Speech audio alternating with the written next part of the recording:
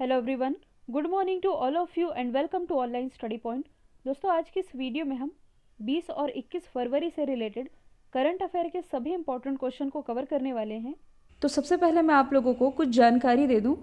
देखिए, जो भी स्टूडेंट एसएससी एग्ज़ाम के लिए प्रिपरेशन करते हैं उनके लिए सबसे इम्पॉर्टेंट है इस मूवमेंट में टेस्ट सीरीज़ को रिलीजियसली फॉलो करना। ऐसे एग्ज़ाम बैक टू बैक आने ही वाले हैं, तो टेक्स्ट बुक जिसके टेस्ट सीरीज़ 1 करोड़ से ज़्यादा स्टूडेंट अभी तक अटेम्प्ट कर चुके हैं, उनके पास में आप लोगों को एसएससी सीजीएल के लिए 363 मॉक और एसएससी सीएचएसएल के लिए 282 मॉक, एसएससी सीपीओ के लिए 125 मॉक, इसके अलावा एसएससी स्टेनोग्राफर के लिए 61 मॉक और इसके अलावा भी आईबी एशियो के जो कि आईबी के एग्ज़ाम है, इसके लिए आप लोगों को 76 फुल मॉक टेस्ट मिलेंगे। इसके साथ ही आरआरबी और एनटीपीसी की भी तैयारी के लिए कुछ 330 मॉक ये आप लोगों को मिल जाएंगे। और अभी टेक्स्ट बुक का एनिवर्सरी ऑफर भी चल रहा है, जहां 299 में आप लोगों को टेक्स्ट बुक पास मिल जाएगा, जिसमें कि 200 एग्ज़ाम के लिए 12,000 प्लस मॉक मिल सकेंगे। तो आपको स्टडी पॉइंट मतलब कि स्टडी 10 इस कूपन को अप्लाई करना है और इससे आप लोगों को 30 रुपये एक्स्ट्रा डिस्काउंट भी मिल सकेगा। लिंक डिस्क्रिप्शन बॉक्स में दी हुई है। और जैसा कि आप सभी जानते हैं कि कल की करंट अफेयर की क्लास मिस हो गई थी, इसलिए आज की इस वीडियो में हम टोटल 15 इंपॉर्टेंट क्वेश्चन को डिटेल के साथ डिस्कस करेंगे, इसलिए वीडियो को आप लास्ट तक देखेंगे। स्टार्ट करते हैं। हमारा पहला क्वेश्चन, हाल ही में किस देश का 5वां रोवर जिसका नाम है परसीवरेंस ये मंगल की सतह पर उतारा गया है? तो ये है अमेरिका का रोवर जिसका नाम है परसीवरेंस, जो कि अभी हाल ही में मंगल ग्रह पर लैंड कर चुका है। आप सभी जानते हैं कि हाल ही में मतलब कि आजकल जो आप न्यूज़ पढ़ रहे हैं ये कहीं ना कहीं मंगल ग्रह से ही रिलेटेड आ रही हैं। तो मंगल ग्रह का मुद्दा पूरे वर्ल्ड में ये सुर्खियों में है। जैसे कि कुछ दिन पहले मैंने आप लोगों को बताया था कि यूएई का जो मार्स मिशन है जिसका नाम है होप, ये भी मंगल की कक्षा में प्रवेश कर चुका है। कक्षा में कहने का मतलब ये है कि ये है मंगल ग्रह और इसके बाहर ये है ऑर्बिट। तो इसकी कक्षा में पहुंच चुका था होप मिशन जो कि है यूएई का। इसके बाद चाइना का जो मार्स मिशन है जिसका नाम है तियानवेन-1, ये भी पहुंच चुका था मंगल के ऑर्बिटर में। और अब ये न्यूज़ आ रही है कि ये जो अमेरिका का मतलब कि नासा है, जो अमेरिका की स्पेस एजेंसी, इसके द्वारा ये जो परसीवरेंस रोवर भेजा गया है ये ऑर्बिटर में नहीं पहुंचा है, ये डायरेक्ट पहुंच चुका है मंगल ग्रह के अंदर ही। तो इसके बारे में यदि हम डिस्कस करें तो ये जो आप देख रहे हैं यही है रोवर। इसके बारे में यदि मैं आप लोगों को कुछ एक्स्ट्रा फैक्ट बताऊं तो ये जो आप गाड़ी के जैसे देख रहे हैं, इस रोवर का वज़न है 1 टन। 1 टन भार का ये रोवर है और 7 फीट लंबी रोबोटिक आर्म है इसमें। और ये जो आप कैमरे देख रहे हैं इसमें लगभग 19 कैमरे इसमें सेट है, जो कि घूम घूम कर वहाँ की लोकेशन को और जो भी चीज़ें वहाँ हैं मंगल ग्रह में उन्हें रिकॉर्ड करेगा। और वहाँ यदि कोई आवाज़ आती है तो उसे भी रिकॉर्ड करने के लिए इसमें माइक्रोफोन भी सेट किया गया है। खास बात यह है कि ये जो रोवर है ये करीब 30 चट्टानों और मिट्टियों के जो सैंपल है ये इकट्ठा करके पृथ्वी पर भेजता रहेगा। तो ऐसी भी कुछ स्पेशल टेक्नोलॉजी मतलब कि ऐसी भी कुछ व्यवस्था की गई है कि मिट्टी के सैंपल खुद ही कलेक्ट करेगा और उसे पृथ्वी पर भेज सकेगा। तो ये है रोवर परसीवरेंस जिसे भेजा गया है अमेरिका की स्पेस एजेंसी नासा के द्वारा। मंगल से रिलेटेड कुछ फैक्ट हैं, मैं आप लोगों को बता दूं कि पृथ्वी और मंगल के बीच काफ़ी सारी सिमिलैरिटी पाई जाती हैं, इसलिए विश्व की जो प्रमुख अंतरिक्ष एजेंसियां हैं ये मंगल पर काफ़ी ज़्यादा फोकस भी कर रही हैं। आप यदि सोलर सिस्टम में मंगल की लोकेशन देखेंगे तो ये कुछ इस प्रकार है। सबसे पहले है बुध, शुक्र, पृथ्वी। पृथ्वी तीसरे नंबर पर है, फिर चौथे स्थान पर है मंगल। साथ ही आप ये भी देख सकते हैं, कई बार एग्जाम में पूछा जाता है कि क्षुद्र ग्रह यानी कि एस्टेरॉयड बेल्ट ये कहाँ पाए जाते हैं? तो ये जुपिटर और मार्स के बीच ये जो आप देख रहे हैं यही है एस्टेरॉयड बेल्ट। तो मंगल और बृहस्पति के बीच पाया जाता है ये एस्टेरॉयड बेल्ट। इसके अलावा मंगल के 2 प्रमुख उपग्रह भी हैं जो कि एग्जाम में पूछे जाते हैं। इनका नाम क्या है? फोबोस, दूसरा है डिबोस। यही है मंगल के प्रमुख उपग्रह। और परसीवरेंस रोवर से रिलेटेड जितने भी फैक्ट हैं मैंने आप लोगों के लिए पीडीएफ में लिख दिए हैं, आप लोगों को एज इट इज़ मिल जाएगा। हाल ही में Skoch chief minister of the year का अवार्ड ये किसे मिला है? तो इससे अभी हाल ही में सम्मानित किए गए हैं वाई एस जगन मोहन रेड्डी। ये है कौन? तो ये है आंध्र प्रदेश के मुख्यमंत्री। अच्छा, ये अवार्ड इन्हें क्यों दिया गया है? Skoch chief minister of the year का अवार्ड तो देखिए वैसे आप लोग इस समय जो इम्पोर्टेंट स्कीम पढ़ रहे होंगे ये मोस्टली पश्चिम बंगाल, केरल, तमिलनाडु और असम की सबसे ज़्यादा पढ़ रहे होंगे। क्यों पढ़ रहे हैं? क्योंकि इन राज्यों में चुनाव हैं, इसलिए स्कीम भी ज़्यादा निकल कर आ रही हैं। लेकिन आप लोगों को मालूम होना चाहिए कि जब भी मैं आप लोगों को करंट अफेयर पढ़ाती हूँ तो जो मोस्टली स्कीम निकल कर सामने आती हैं, चाहे चुनाव हो या ना हो, दो राज्य हैं, एक तो है ओडिशा, दूसरा है आंध्र प्रदेश, जो कि सबसे ज़्यादा योजनाएं निकालता है, चाहे उस राज्य में चुनाव होने हो या ना होने हो। तो सबसे ज़्यादा लोकहित का कार्य स्कीम के द्वारा इन्हीं राज्यों में किया जाता है। और इसी के लिए ये जो जगन मोहन रेड्डी है इन्हें सम्मानित किया गया है Skoch chief minister of the year award से। और ये अवार्ड किन्हें दिया जाता है, शुरुआत कब से हुई थी, ये सब कुछ पीडीएफ में लिख दिया गया है, आप लोगों को मिल जाएगा। साथ ही यहाँ बात की जा रही है अवार्ड की, किसी राज्य के चीफ मिनिस्टर को कोई अवार्ड मिला है तो आप अदर ऑप्शन को भी रिलेट कर सकते हैं, जैसे कि नवीन पटनायक जो कि है ओडिशा के मुख्यमंत्री, इन्हें भी हाल ही में पेटा इंडिया के द्वारा हीरो टू एनिमल अवार्ड से नवाजा गया था। एडापट्टी के पलानीस्वामी जो कि तमिलनाडु के मुख्यमंत्री, इन्हें पॉल हैरिस फेलो सम्मान से सम्मानित किया जा चुका है। इसके अलावा जो अर्जुन मुंडा हैं, ये कौन है? आदिवासी मामलों के मंत्री, तो इन्हें स्कॉच चैलेंजर अवार्ड मिला था। इसमें आप कंफ्यूज नहीं होइएगा, Skoch challenger award, Arjun Munda Skoch chief minister of the year award, Y S. Jagan Mohan Reddy. अगला क्वेश्चन है, हाल ही में किस राज्य के कालाहांडी जिले में स्थित करलापाट वन्य जीव अभ्यारण्य में हेमरेज सेप्टिसीमिया के कारण 6 हाथियों की मौत हो गई है? तो ये न्यूज़ अभी चर्चे में भी रही है। आपसे एग्जाम में ये भी पूछा जा सकता है कि हाल ही में चर्चे में रहे करलापाट वन्य जीव अभ्यारण्य ये किस राज्य में स्थित है? तो ये स्थित है ओडिशा में, जहाँ अभी हाल ही में 6 हाथियों की मौत हुई है। किसके कारण? हेमरेज सेप्टिसीमिया के कारण। ये क्या है? तो देखिए ये एक बैक्टीरिया रोग है जो कि अभी तक केवल मवेशियों में देखा जाता था, लेकिन अब ये हाथियों में भी देखा गया है, जिसके कारण 6 हाथियों की मौत हुई है, इसलिए ये चिंता का विषय भी है। तो ये स्थित है कालाहांडी जिले में। हाल ही में कौन वर्ल्ड सोलर बैंक को लॉन्च करने की योजना बना रहा है? तो वर्ल्ड सोलर बैंक जो कि लॉन्च किया जाएगा आईएसए के द्वारा, यानी कि इंटरनेशनल सोलर अलायंस के द्वारा। तो सबसे पहले हम जानेंगे आईएसए के बारे में, इसके बाद जानेंगे इस वर्ल्ड सोलर बैंक के बारे में। तो यदि हम बात करें इंटरनेशनल सोलर अलायंस की, तो मैं आप लोगों को बता दूं कि ये भारत की ऐसी पहली अंतर्राष्ट्रीय संधि है जिसका हेडक्वार्टर भारत में ही है। भारत में कहाँ स्थित है? गुरुग्राम, हरियाणा में। और जो कोप 21 हुआ था, यानी कि कॉन्फ्रेंस ऑफ पार्टीज, जो कि हुआ था 2015 में, तो इस कॉन्फ्रेंस ऑफ पार्टीज 21 के दौरान भारत और फ्रांस के द्वारा इसका प्रस्ताव रखा गया था। किसका प्रस्ताव? इंटरनेशनल सोलर अलायंस का प्रस्ताव। और ये समझौता किया गया कि 121 देश जो कि कर्क रेखा और मकर रेखा के बीच आते हैं। आप देख सकते हैं ये है ट्रॉपिक ऑफ कैंसर और ये है ट्रॉपिक ऑफ कैप्रिकॉन, मतलब कि 121 ऐसी कंट्रीज जो कि कर्क रेखा और मकर रेखा के बीच आती है, उन देशों के बीच सोलर एनर्जी के क्षेत्र में काम करने के लिए टेक्नोलॉजी शेयर की जाए, इस पर्पज से आईएसए का गठन किया गया था।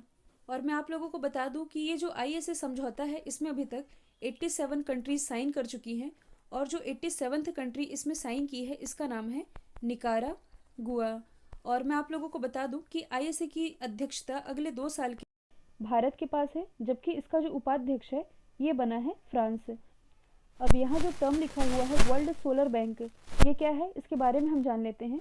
तो जैसे हमने अभी डिस्कस किया है 2015 के कोप 21 के बारे में, जहाँ आईएसए का प्रस्ताव रखा गया था। अब आगामी कोप कब होना है, यानी कि कोप 26 जो कि होना है इसी साल 2021 में, और ये कहाँ आयोजित किया जाएगा? स्कॉटलैंड के ग्लासगो में। तो इस कोप 26 में भारत के द्वारा वर्ल्ड सोलर बैंक के प्रस्ताव को रखा जाएगा। अब ये है क्या? तो देखिए इस वर्ल्ड सोलर बैंक का पर्पस ये है कि अगले 10 साल में दुनिया को $50 बिलियन लोन दिया जाए। और क्यों लोन दिया जाए? तो ऐसे देश जो कि सोलर टेक्नोलॉजी के क्षेत्र में काम करना चाहते हैं। कहने का मतलब ये है कि अपना जो देश भारत है ये अन्य देशों को सोलर टेक्नोलॉजी बेचेगा भी, साथ ही उन्हें पैसा भी देगा, मतलब कि लोन भी देगा। इसी के पर्पस से वर्ल्ड सोलर बैंक स्थापित करने जा रहा है आईएसए। हाल ही में 2020 tree city of the world के रूप में किसे चुना गया है? तो tree city of the world इसके रूप में अभी हाल ही में चुना गया है हैदराबाद को, जो कि तेलंगाना की कैपिटल है। और इसे किसके द्वारा चुना गया है? तो यहाँ जो आप टर्म देख रहे हैं अर्बर डे फाउंडेशन, इसके द्वारा चुना गया है। अब अर्बर डे फाउंडेशन ये क्या है? तो देखिए ये एक तरह का फाउंडेशन है जो कि दुनिया के अंतर्गत शहरों में मतलब कि सिटीज़ में लोगों को पेड़ लगाने के लिए इनकरेज करता है, क्योंकि शहरों में ही तो सबसे ज़्यादा प्रदूषण होते हैं। इसके कारण अर्बन डे फाउंडेशन शहरों में लोगों को ज़्यादा से ज़्यादा पेड़ लगाने के लिए इनकरेज करता है। इसी में जो हैदराबाद है, इसकी दो प्रमुख योजनाएं रही हैं हरियाली को बढ़ावा देने के लिए। एक तो है हरिथा हरम योजना, दूसरी योजना का नाम है अर्बन फॉरेस्ट योजना, जिसके अंतर्गत हैदराबाद में ज़्यादा से ज़्यादा पेड़ लगाने के लिए लोगों को अवेयर किया गया।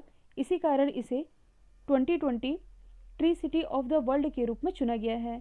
यदि हम बात करें हैदराबाद की, जो कि तेलंगाना की कैपिटल है, साथ ही ये मूसी नदी के किनारे बसी हुई है। कई बार एग्जाम में पूछा जाता है कि चार मीनार ये कहाँ स्थित है, तो ये स्थित है हैदराबाद में ही। इसके अलावा भारत का पहला ब्लॉक चेन जिला ये भी हैदराबाद ही है। विश्व का सबसे बड़ा मेडिटेशन सेंटर ये हैदराबाद में ही स्थापित किया गया है, जहां लगभग 1 लाख लोगों को मेडिटेशन के निःशुल्क ट्रेनिंग दी जाती है। और साथ ही भारत का पहला डॉग पार्क ये स्थापित किया गया है हैदराबाद में ही, जबकि नॉर्थ इंडिया का पहला डॉग पार्क ये भी हाल ही में ओपन किया गया है पंजाब की कैपिटल चंडीगढ़ में। अगला क्वेश्चन है भारत के सबसे बड़े हॉकी स्टेडियम जिसका नाम है बिरसा मुंडा हॉकी स्टेडियम, इसकी नींव कहाँ रखी गई है। तो मैंने आप लोगों को पहले भी बताया था कि भारत का जो सबसे बड़ा हॉकी स्टेडियम है ये बनने जा रहा है ओडिशा में। और ओडिशा में ये कहाँ बनाया जाएगा, ये बनाया जाएगा ओडिशा के राउरकेला में। और ये कुछ इस तरह से बन करके तैयार होगा।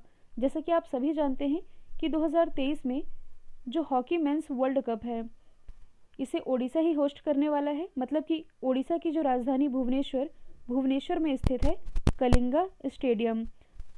भुवनेश्वर और राउरकेला दोनों शहरों में इसका आयोजन किया जाएगा, तो उसके पहले ही ये बनकर के कंप्लीट हो जाएगा। साथ ही ये भारत का सबसे बड़ा स्टेडियम तो होगा ही, जहां 20,000 लोगों की बैठक क्षमता होगी। और इसका जो नाम है ये बिरसा मुंडा हॉकी स्टेडियम रखा गया है। बिरसा मुंडा जो कि एक स्वतंत्रता सेनानी रहे हैं। अब इस क्वेश्चन में बात की जा रही है भारत के सबसे बड़े की, तो भारत का सबसे बड़ा मल्टी मॉडल लॉजिस्टिक पार्क ये बनाया जाएगा गुजरात में। भारत का सबसे बड़ा प्लास्टिक चरखा ये बनाया गया है नोएडा में, जब महात्मा गांधी जी की 150वीं जयंती सेलिब्रेट की गई थी 2 अक्टूबर 2019 में। केरल में विश्व का सबसे बड़ा एलिफेंट रिहैबिलिटेशन सेंटर स्थापित किया जा रहा है। अगला क्वेश्चन है आईपीएल 2021 के सबसे महंगे खिलाड़ी कौन बने हैं। तो ये बन गए हैं क्रिस मॉरिस जो कि साउथ अफ्रीका के ऑलराउंडर हैं। 2021 में जो आईपीएल होना है इसमें इन्हें खरीदा गया है 16.25 करोड़ में। किसके द्वारा, राजस्थान रॉयल्स के द्वारा। यदि आप लोगों को याद होगा तो 2020 में सबसे महंगे खिलाड़ी मतलब कि आईपीएल 2020 के सबसे महंगे खिलाड़ी रहे थे ऑस्ट्रेलिया के पैट कमिंस, जिन्हें लगभग 15.5 करोड़ रुपए में खरीदा गया था कोलकाता नाइट राइडर्स के द्वारा। अच्छा, एबी डिविलियर्स कौन है, तो ये साउथ अफ्रीका से बिलोंग करते हैं और आईपीएल से 100 करोड़ कमाने वाले ये पहले विदेशी बन गए हैं। तो यहाँ बात की जा रही है सबसे महंगे खिलाड़ी की, तो ये बन गए हैं क्रिस मॉरिस जो कि साउथ अफ्रीका के ऑलराउंडर हैं। और कौन से खिलाड़ी कितने में खरीदे गए हैं, किस टीम ने खरीदा है, ये सारी रैंकिंग आप लोगों को पीडीएफ में मिल जाएगी। हाल ही में सर्व महिला उत्कृष्टता पुरस्कार 2021 से किसे सम्मानित किया गया है। सर्व कहने का मतलब ये है science and engineering research board. तो ये वुमेन एक्सीलेंस अवार्ड 2021 से सम्मानित की गई हैं सोनू गांधी, अंतरा बनर्जी, शोभना कपूर, ऋतु गुप्ता, यानी कि उपरोक्त सभी को ही सम्मानित किया गया है। और ये जो अवार्ड है सर्व एक्सीलेंस अवार्ड यानी कि science and engineering research board, इसके द्वारा ये जो वुमेन एक्सीलेंस अवार्ड है ये 40 से कम उम्र की उन महिलाओं को दिया जाता है जिन्होंने साइंस और इंजीनियरिंग के क्षेत्र में उत्कृष्टता हासिल की हो। हाल ही में किस राज्य में स्नेकपीडिया एप्लीकेशन लॉन्च किया गया है, तो ये भी हाल ही में लॉन्च किया गया है केरला में। स्नेकपीडिया जैसे कि नाम से स्पष्ट हो रहा है ये रिलेटेड है सांपों से। कहने का मतलब ये है कि इस एप्लीकेशन में सांपों की विभिन्न प्रजातियों की पहचान की जा सकेगी, साथ ही सांप काटने पर प्राथमिक क्या उपचार किए जा सकते हैं इसके बारे में भी बताया गया है। और देखिए दुनिया भर में लगभग 3600 से अधिक सांपों की प्रजातियां पाई जाती हैं। इन 3600 में से 300 प्रजाति तो भारत में ही मिलती हैं और इन 300 में भी 100 से अधिक प्रजातियां सांपों की ये पाई जाती हैं केरला में। तो सांपों की पहचान के लिए मतलब कि सांपों से related A to Z fact कि कौन सा सांप कौन सी प्रजाति का है और इसके काटने पर कौन सा उपाय किया जा सकता है, ये सभी इन्फॉर्मेशन इस एक एप्लीकेशन में मिल सकेगी साथ ही इस एप्लीकेशन में सांपों की पहचान के लिए हेल्पलाइन मेन्यू भी अवेलेबल है और यही एप्लीकेशन है जो कि लॉन्च किया है केरला ने। हाल ही में Dada Saheb Phalke international film festival 2021 में मोस्ट वर्सेटाइल एक्टर ये किसे चुना गया है? तो मोस्ट वर्सेटाइल एक्टर ये भी हाल ही में चुने गए हैं के मेनन। के मेनन जिनकी इमेज आप देख भी पा रहे हैं। और ऑप्शन में जितने भी एक्टरों के नाम लिखे हैं ये सभी ये दिग्गज एक्टर हैं। इनसे रिलेटेड एक एक फैक्ट हम डिस्कस कर लेते हैं। जैसे कि मनोज बाजपेयी, इन्हें 2019 में पद्मश्री से नवाजा जा चुका है। नवाजुद्दीन सिद्दीकी, इन्हें कुछ समय पहले ही यूके में गोल्डन ड्रैगन अवार्ड से सम्मानित किया गया था फिल्म क्षेत्र में उत्कृष्टता के लिए। जबकि जो पंकज त्रिपाठी हैं, पंकज त्रिपाठी इन्हें कुछ समय पहले ही बिहार खादी का ब्रांड एम्बेसडर भी बनाया गया है। हाल ही में उत्तर प्रदेश का पहला ट्रांसजेंडर सार्वजनिक शौचालय ये कहाँ बनाया गया है? तो ये बनाया गया है वाराणसी में। तो देखिए, समाज में ट्रांसजेंडरों को भी बराबर का हक मिल सके, इस पर्पज़ से उत्तर प्रदेश का ये जो पहला ट्रांसजेंडर सार्वजनिक शौचालय है ये बनाया गया है वाराणसी में। वाराणसी जो कि नरेंद्र मोदी जी का निर्वाचन क्षेत्र है। अब इस क्वेश्चन में बात की जा रही है उत्तर प्रदेश के किसी शहर की जो कि चर्चे में रहे हैं। तो हम अदर ऑप्शन को डिस्कस कर लेते हैं। उत्तर प्रदेश के मथुरा में ही भारत का पहला एलिफेंट हॉस्पिटल स्थापित किया गया है। उत्तर प्रदेश के ही मेरठ में भारत का पहला एनिमल वॉर मेमोरियल स्थापित किया गया है। इसके अलावा यदि हम बात करें उत्तर प्रदेश की राजधानी लखनऊ की, लखनऊ जो कि गोमती नदी के किनारे बसी हुई है, इसी लखनऊ के चारबाग रेलवे स्टेशन से भारत का पहला हेल्थ एटीएम लॉन्च किया गया है। कई लोग कमेंट बॉक्स में ये पूछते हैं कि हेल्थ एटीएम ये क्या होता है, तो मैंने आप लोगों को बताया भी है कि ये एक ऐसा एटीएम है जिसमें कि 50 से 100 रुपये तक के, मतलब कि 50 और 100 रुपये के इस एटीएम में जाने पर आप लोगों को 50 रुपये और 100 रुपये में 16 तरह के चेकअप कराने की फैसिलिटी मिल सकेगी और जो रिपोर्ट है ये मात्र 10 मिनट में मिल जाएगी। यही है हेल्थ एटीएम।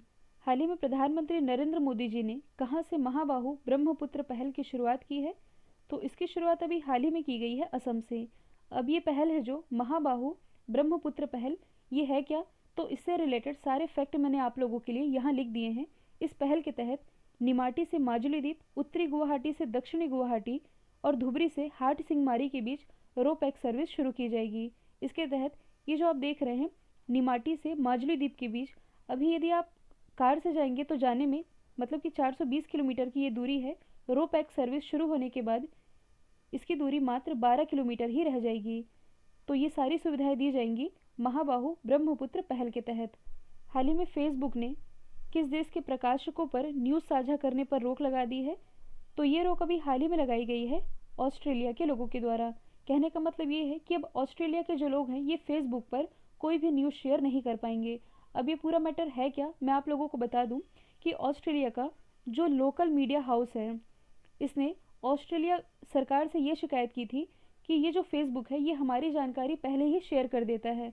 हालांकि दो लोगों की शिकायत की गई थी, मतलब कि दो कंपनीज की शिकायत की गई थी, फेसबुक और दूसरा गूगल की। ये शिकायत की गई थी कि हमसे पहले तो फेसबुक और गूगल में ही सारी जानकारियाँ मिल जाती हैं, तो हमारी न्यूज़ कौन देखेगा। तो देखिए जो गूगल है, ऐसे में गूगल ने क्या किया कि ऑस्ट्रेलिया की एक कंपनी है जिसका नाम है seven west media, seven west media के साथ एक करार किया कि आप हमें ऑस्ट्रेलिया से रिलेटेड जितनी भी इंफॉर्मेशन है आप हमें प्रोवाइड कराइए। इसके बदले मतलब कि कुछ 30 मिलियन का ये समझौता हुआ था गूगल और सेवन वेस्ट मीडिया के बीच। तो सेवन वेस्ट मीडिया है जो ये ऑस्ट्रेलिया से रिलेटेड जितनी भी इंफॉर्मेशन है ये प्रोवाइड कराती है गूगल को। तो ऐसा करके गूगल तो निकल लिए, अब बच गया फेसबुक। तो फेसबुक ने क्या किया, मतलब कि फेसबुक के द्वारा अभी हाल ही में एक बयान जारी किया गया जिसमें ये कहा गया कि भले ही आपकी जो न्यूज़ है ये फेसबुक पर शेयर की जाती है, जैसे कि कभी आप लोगों ने फेसबुक में लिंक शेयर की होगी, लिंक पर क्लिक करने के बाद आपको वो वेबसाइट मिलती होगी जहाँ की वह एक्चुअल न्यूज़ है।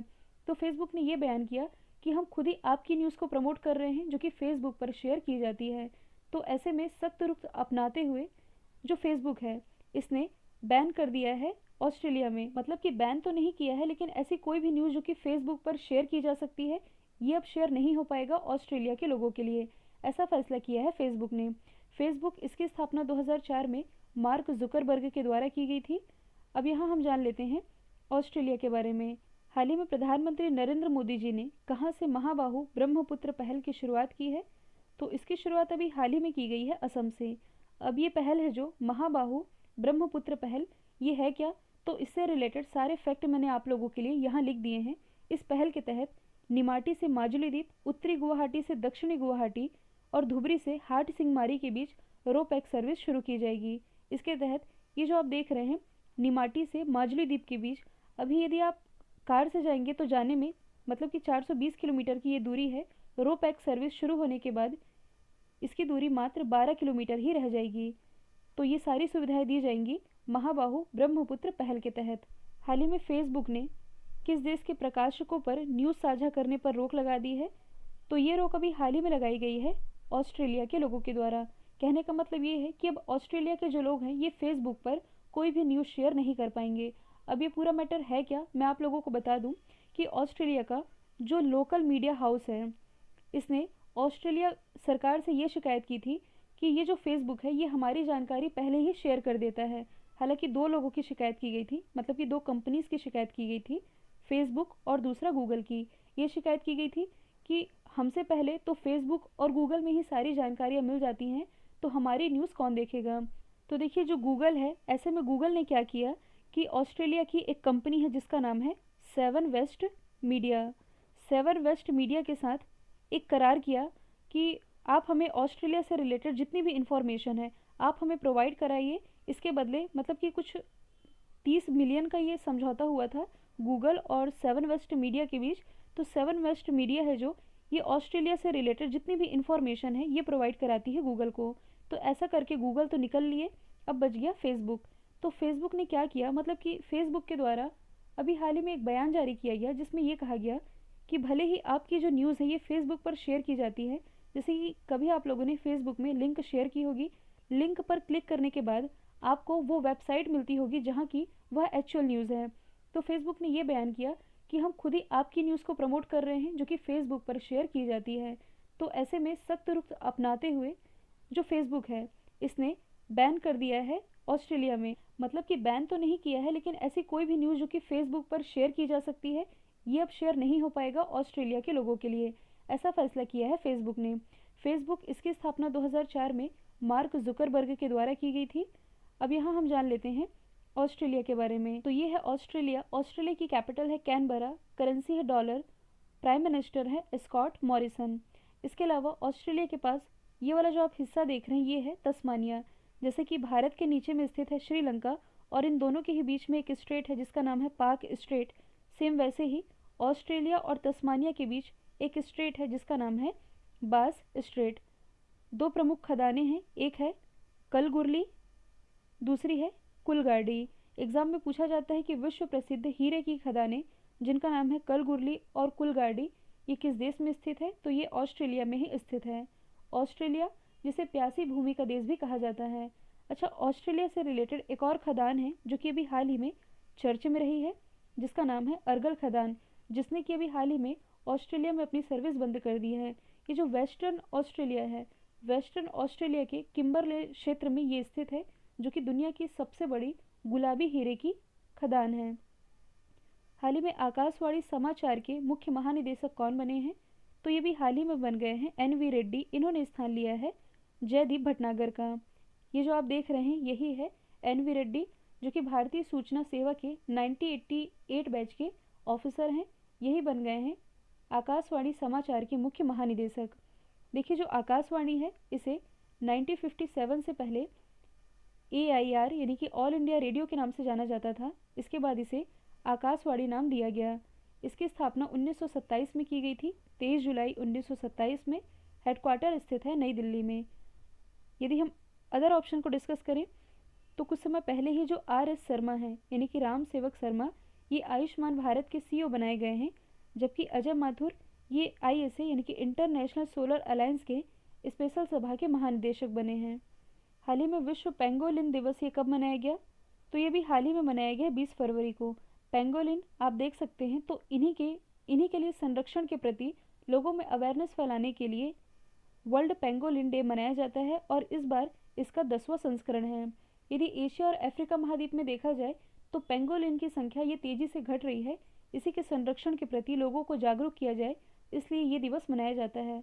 अच्छा, यहाँ बात की जा रही है पेंगोलिन के संरक्षण की, तो आप एक और नाम रिलेट कर सकते हैं सस्मिता लेंका का। ये कौन है? तो ये ओडिशा की वन अधिकारी हैं। मतलब कि अभी हाल ही में इनका नाम चर्चे में रहा है।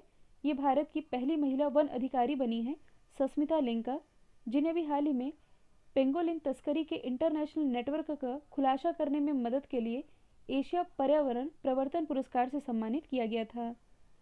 लास्ट वीडियो में जो मैंने आप लोगों से सवाल पूछा था, इसका राइट आंसर था उत्तर प्रदेश। अब आप लोगों के लिए आज का सवाल है, संयुक्त राष्ट्र पूंजी विकास कोष के कार्यकारी सचिव के रूप में किसे नियुक्त किया गया है? तो इसका जो भी आंसर है कमेंट बॉक्स में बताइएगा। वीडियो यदि पसंद आया है तो लाइक, शेयर और सब्सक्राइब करना बिल्कुल मत भूलिएगा। तो आज के लिए इतना ही। Thank you so much.